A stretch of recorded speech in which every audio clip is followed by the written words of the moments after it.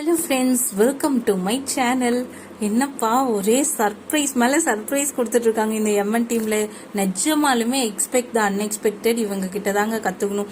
ஏன்னா இந்த சீனை இப்போ நிஜமாலுமே நான் எக்ஸ்பெக்ட் பண்ணல. ஆனால் எனக்கு பர்சனலாக ஒரு பைக் சீன் வேணும்னு ரொம்ப ஆசையாக இருந்துச்சு.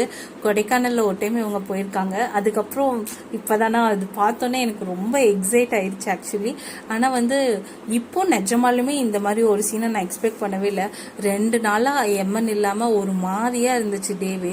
இந்த போஸ்ட் பார்த்தோன்னே ஹாப்பினஸ்ல என்ன பண்ணுறதுன்னே தெரியல, அந்த மாதிரி இருக்கு. அண்ட் நாளைக்கு இந்த சீன் பார்க்கறதுக்காக ரொம்ப வெயிட்டிங். இன்னைக்கு ப்ரோமோவும் போடலையா, என்னடா ப்ரோமோவும் இல்லை, நாளைக்கு எந்த ஒரு க்ளூவுமே இல்லாமல் இருக்கு அப்படின்னு நினச்சிட்டு இருந்தேன். இது பார்த்தோன்னே கொஞ்சம் ஒரே ஜாலி ஆயிடுச்சுங்க.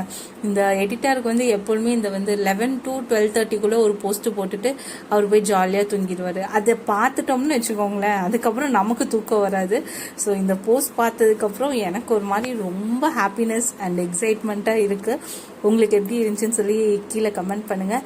அண்ட் இது என்ன மாதிரி சீனுக்கு வரும்னு சொல்லி கெஸ் பண்ணியிருந்தீங்கன்னா அதையும் கமெண்ட் பண்ணுங்கள். ஆனால் இதில் விஜய் நம்ம நியூ லுக்கில் இருக்கார். அநேகமாக நைட் ரைடாக இருக்கும்னு நினைக்கிறேன். ஆனால் அவர் ஃபுல்லாமே இமேஜ் பிளாக்ல போட்டிருக்கறனால நைட்டா டேவா அப்படின்னு சொல்லி ப்ரெடிக்ட்லாம் பண்ணல.